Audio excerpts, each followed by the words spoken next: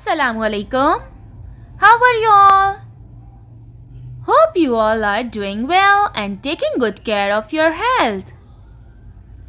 Do you know what we are going to do today? Today we are going to do root letters. Do you know where are the roots? Roots are mostly hidden underground. Let's learn what root letters are. Root letters are those letters which starts from the second line and ends on the fourth line or the last line. Let's repeat after me.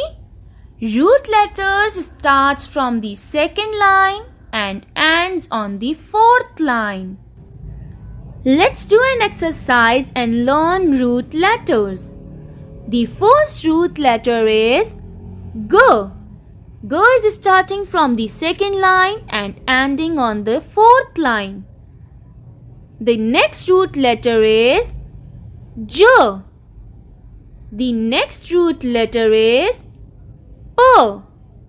The next root letter is Q. The next root letter is Y. There are 5 root letters. How many root letters are there?